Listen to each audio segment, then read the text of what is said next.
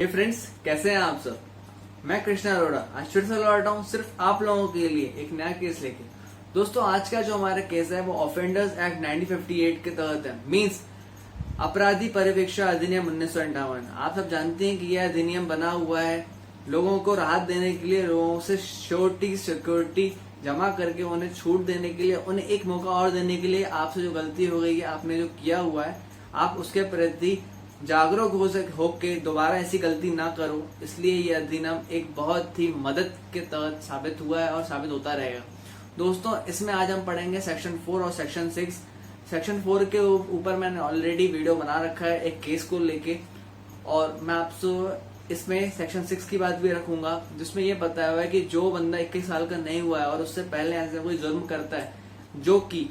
Death means मृत्यु या फिर इम्प्रिजनमेंट फॉर लाइफ का ऐसा कोई जुर्म ना होते हुए कोई दूसरा जुर्म है जिसके तहत उसे कोर्ट ने ऐसे चार्जेस लगाए जाते हैं, जिसके प्रति उसे कोर्ट इम्प्रिजनमेंट ना देते हुए छोड़ देता है। किसके प्रति?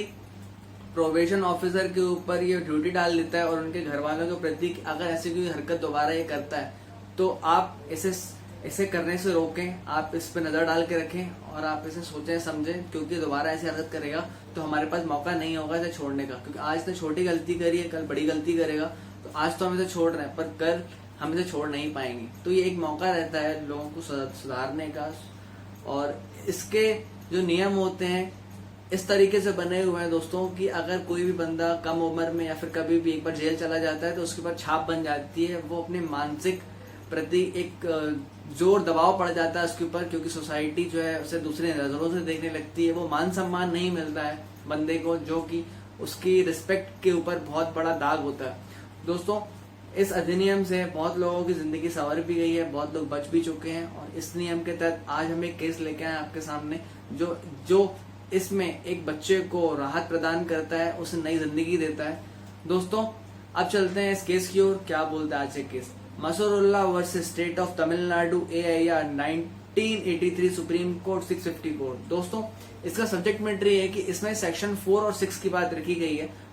प्रोबेशन ऑफ ऑफेंडर्स एक्ट 1958 के तहत। दोस्तों,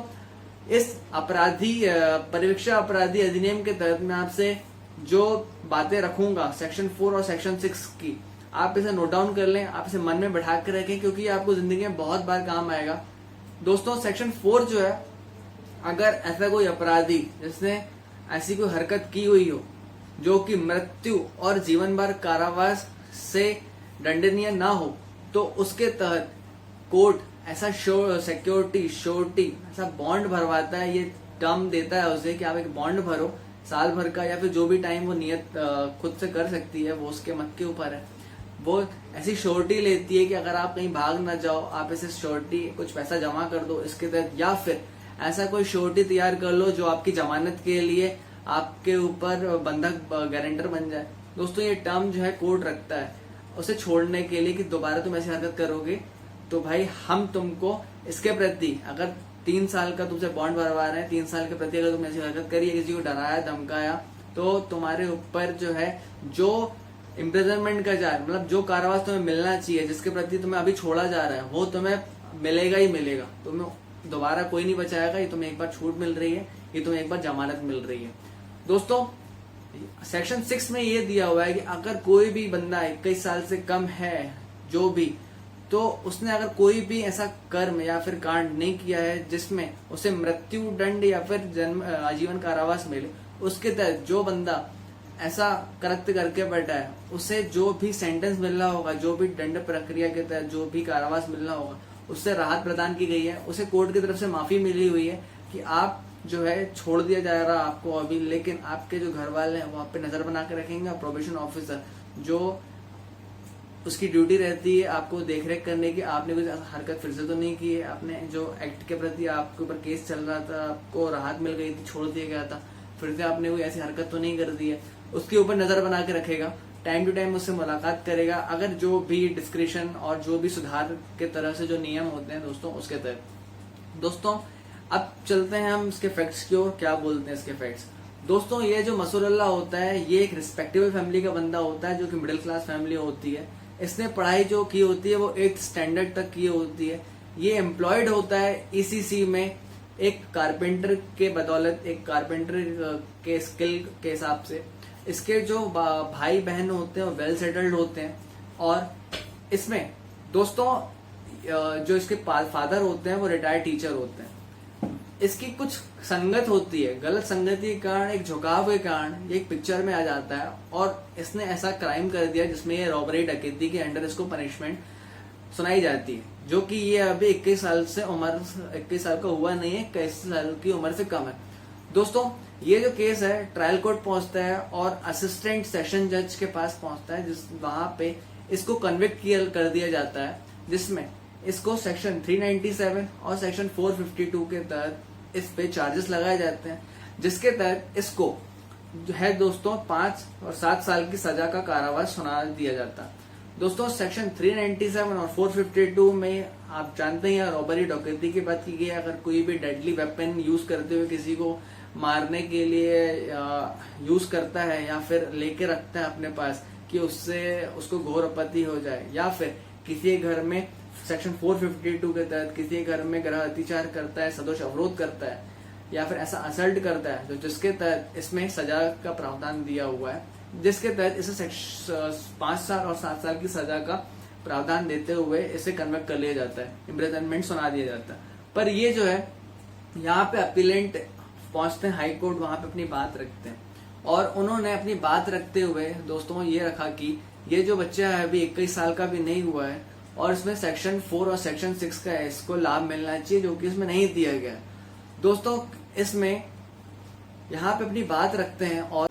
हाईकोर्ट के सामने एक सवाल खड़ा होता है, क्या सेक्शन 6 और सेक्शन 4 जो है यहाँ पे अट्रैक्ट होंगे, क्या इसमें बेनिफिट मिलना चाहिए, जिसके तहत ये चार्जेस जो लगाए गए अपीलेंट के ऊपर वो समझते हुए पढ़ते हैं सेक्शन 392 को, जिसमें पनिशमेंट फॉर रॉबरी दिया हुआ है, जिसमें दोस्तों ये दिया हुआ है कि अगर ऐसा कोई कमिट होता है जिसने भी ऐसी हरकत की हुई है तो उसे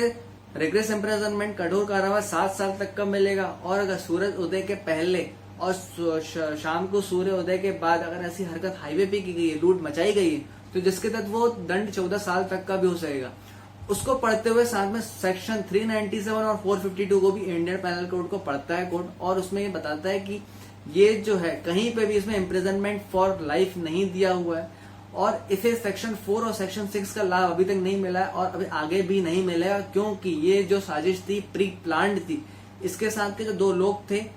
इसके तहत इस यहाँ पे हाई कोर्ट ने ये डिसमिस कर दी अपील। और अब चलते हैं सुप्रीम कोर्ट की क्या कहा गया, वहां पे क्या आर्ग्यूमेंट्स रखे गए। सुप्रीम कोर्ट ने अपीलेट ने स्पेशल लीव पिटिशन का यूज करते हुए स्पेशल अपील लगाई और दोस्तों वहां पे उसने बात रही कि सेक्शन 6 का जो बेनिफिट है वो मिलना ही चाहिए प्रोबेशन के तहत। दोस्तों वहां पे उन्होंने सेक्शन 6 के क्लॉज 1 को पढ़ा, जिसमें दिया हुआ अगर कोई भी 21 साल के अंदर का बंदा गिल्टी पाया जाता है किसी भी ऑफेंस में जिसमें अगर इम्प्रिजनमेंट फॉर लाइफ नहीं दिया गया हुआ है, तो उस बंदे को एक रियायत के तौर पे छोड़ देना चाहिए। उसमें सेक्शन 3 और 4 का जो है एक्सट्रेप नहीं लेना चाहिए, क्योंकि वहां पे ये भी रखा गया ऑफेंडर जिसने ऐसी हरकत की है उसके पिछला रिकॉर्ड कैसा है, साथ में जो उसने ऑफेंस किया हुआ है वो ऑफेंस क्या है। अगर ऐसा भी देखने के बाद भी फिर भी अगर कोर्ट उसे नहीं छोड़ता है, इम्प्रिजनमेंट फिर भी देता है, सेंटेंस करता है, तो जो जज होगा उसे उस चीज के प्रॉपर रीजंस देने पड़ेंगे आखिर क्यों उसे इम्प्रिजनमेंट फिर भी दिया जा रहा है, सेक्शन 6 का फायदा नहीं लेने मिल रहा है। दोस्तों फिर सेक्शन 6 के सेक्शन 2 क्लॉज 2 को पढ़ा जाता है और उसमें ये दिया हुआ है अगर सेक्शन 3 और सेक्शन 4 का लाभ की बात रखी जाती है, अगर वो डील किया जाता है ऑफेंस, तो उसके तहत अगर ऐसा बंदे ने हरकत की हुई है तो उसके मेंटल और फिजिकल प्रॉपर पुराना जो रिकॉर्ड है उसको कंसर्न देखते हुए प्रोबेशन ऑफिसर सबमिट करेगा कोर्ट के सामने और उस चीज को प्रॉपर तरीके से रिलेवेंट बताएगा उसके कैरेक्टर के प्रति। उसका जो कैरेक्टर है पहले भी ऐसा था, ये सही नहीं है लड़का छोड़ने के लिए जिसने ऐसा एक्ट किया गया हुआ है। तो ये सेक्शन 6 के क्लॉज 2 में प्रोबेशन ऑफेंडर्स एक्ट 1958 के तहत ये बताया गया। दोस्तों ये सवाल यहाँ पे खड़ा होता है जिसमें ये सुप्रीम कोर्ट के सामने कि क्या इस बंदे को सेक्शन 6 का फायदा मिलना चाहिए, और अगर मिलना चाहिए तो क्या हाई कोर्ट ने जो भी कानून को समझते हुए जो भी अपना आदेश सेंटेंस पारित किया ये सही है, ये यहाँ पे क्वेश्चन मार्क खड़ा हो जाता है, लग जाता है। ये सवाल खड़े होने के बाद ऑब्जर्व किया सुप्रीम कोर्ट ने और सेक्शन 6 की सहायता ली, हेल्प लेते हुए सेक्शन 6 के क्लॉज 2 के ऊपर ध्यान देते हुए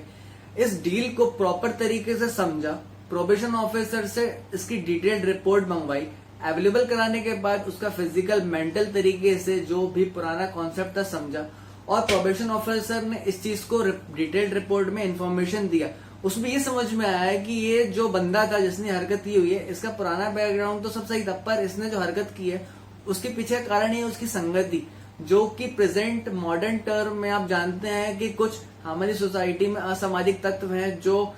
कुछ खाली समय होने के कारण वो ऐसे अपना कल्चर बना लेते हैं। जैसे आपने देखा होगा चाय पान के टपरे में छोटे बच्चे लोग बैठे हुए हैं, गाली गलौज कर रहे हैं, उनको एक माहौल मिल जाता है, उनको इन सब चीजों में बहुत मजा आता है, वो चीजें बढ़ती चली जाती हैं और बंदे की मेंटेलिटी चेंज हो जाती है और बच्चे अपने घर से कटते चले जाते हैं, जिसके कारण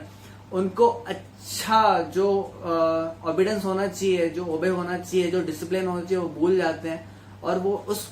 लोगों के साथ रहते हुए जो कंपनी मिल जाती है वो टोटल ही बिगड़ जाते हैं और धीरे धीरे उनके साथ घुल मिलने के कारण ऐसे कदम मिला देते हैं। जैसे आप जानते होंगे, आपका ही बचपन था,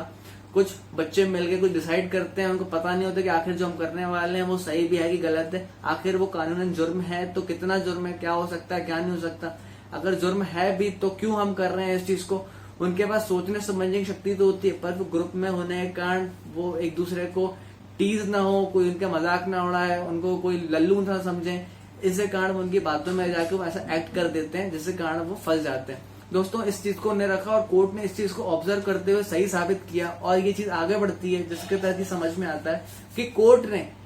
इस समस्या को समझते हुए उसके बच्चे को, जिस बच्चे ने ऐसी हरकत की उसको प्रोबेशन ऑफिसर और उसके फादर के हाथ में सौंप दिया और उसे कुछ बाउंडेशन लगा दी, कुछ बातें उसके ऊपर रख दी, अगर ऐसा अपीलेट ने फिर से किया तो उसके ऊपर जो है कार्रवाई होगी फ्यूचर में। ये प्रोबेशन ऑफिसर और फादर के ऊपर उसे जिम्मा छोड़ दिया और सौंप दिया और उसे वहां से रियायत मिल गई। साथ में दोस्तों ये जो अपील होती है यहाँ पे एक्सेप्ट हो जाती है और जो हाईकोर्ट से जो भी डिसीजन आता है, सेंटेंस मिलता है, वो सस्पेंड हो जाता है। दोस्तों अब चलते हैं इसके प्रिंसिपल लॉ लेट डाउन की और क्या बोलते हैं इसके प्रिंसिपल लॉ लेट डाउन। दोस्तों इसका पहला पॉइंट ये कहता है अगर कोई भी बंदा 21 साल की उम्र के से कम है जो कि गिल्टी पाया जाता है किसी ऑफेंस में, तो दोस्तों उसको इम्प्रिजनमेंट कोर्ट नहीं देगा जब तक उसे इम्प्रिजनमेंट फॉर लाइफ का जो चार्ज नहीं लगता है। ऐसा कोई चार्ज जिसमें वो जिंदगी भर का कारावास के लिए उस पर चार्ज लगाया ना गया हो। दोस्तों अगर उसे इम्प्रिजनमेंट देगा कोर्ट तो उसे प्रॉपर तरीके से ये सेटिस्फाई होना पड़ेगा आखिर जो क्या सर्कमस्टेंसेस थे जिस तरीके से उसने हरकत करी, साथ में जो ऑफेंडर है उसका पुराना बैकग्राउंड क्या है, उसने कई दफा ऐसी हरकत करी है, या फिर ये एक चीज और देखा जाएगा जो उसने ऐसा किया हुआ है उस ऑफेंस का नेचर क्या है, आखिर क्या किसी का मर्डर किया उसने या फिर किसी का रेप किया उसने या ब्रूटल अटैक किया किसी के ऊपर। दोस्तों ये सारे ऑफेंसेस हैं जो कि उसे इम्प्रिजनमेंट फॉर लाइफ और डेथ पनिशमेंट के लिए आगे बढ़ाते हैं। अगर ऐसी कोई एक्ट नहीं की है उसने तो ये जो सेक्शन है सेक्शन 6 उसे बचाकर ले जाएगा सबके सामने से और सब उसे देखते रह जाएंगे चाहे कितना भी किसी ने प्रेशर क्यों ना लगाया हो, क्योंकि सेटिस्फाई करने के लिए आपके पास 3 चीजें सर्कमस्टेंसेस होने चाहिए केस के, साथ में ऑफेंडर का पुराना बैकग्राउंड क्या है, साथ में नेचर ऑफ ऑफेंस क्या बोलता है। दोस्तों अब चलता है सेकंड पॉइंट पे। सेकंड पॉइंट में दिया हुआ जो भी 21 साल से कम है लोग और जो 21 साल के होने वाले हैं, ये प्रोबेशन ऑफ ऑफेंडर्स एक्ट 1958 के तहत सेक्शन 6 जो है प्रॉपर तरीके से एक चट्टान की तरह है जो उन्हें बचाने के लिए बना हुआ है। मींस जो प्रोबेशन ऑफ ऑफेंडर्स एक्ट बना हुआ है ये हमारे यूथ को बचाने के लिए है कि वो एक बुरी संगति में जाने के बाद अगर ऐसी हरकत उन्होंने कर दी है तो उसे दंडित न किया जाए, कन्विक्ट होने के बाद उसे कैदी न बना के जेल में रखा जाए, क्योंकि वैसे ही उनकी मानसिकता खराब होने के कारण वो ऐसा काम कर लेते हैं जिसके प्रति उनको कोर्ट के कटघरे में खड़ा होना पड़ता है। और अगर ऐसी हरकत कर दी है तो कोर्ट उसे बढ़ावा न देते हुए उसे वापस खींच लेती है उस गंदगी से जैसे हम जेल कहते हैं और उसे सुधार का मौका देती है, जो कि इसका जिम्मा उनके घर वालों को एक चुनौती के तहत, एक डराव के तरह उसे रखा जाता है। साथ में प्रोबेशन ऑफिसर की भी जिम्मेदारी होती है कि टाइम पर उससे मुलाकात करे और जो भी चीजें हमारे प्रतिक्रिया में दी हुई हैं वो उस चीज को समझते हुए अपनी प्रोसीजर को निभाए। दोस्तों, कैसा लगा आपको ये केस, कैसी लगी आपको ये वीडियो? मिलूंगा आपको नए केस के साथ, नई केस स्टडी के साथ। दोस्तों, लाइक शेयर एंड कमेंट करते रहिए, मेरा उत्साहवर्धन करते रहिए। मैं आपके साथ जुड़ा हुआ हूँ। जो भी आपको केस लॉ समझने हो बिल्कुल कमेंट में लिखिए मुझे, मैं आपके साथ बिल्कुल खड़ा हूँ। फिर से लेके आऊंगा ऐसे ही केसेस जो आप चाहते हैं। दोस्तों, मिलते हैं नेक्स्ट वीडियो के साथ। Thank you so much.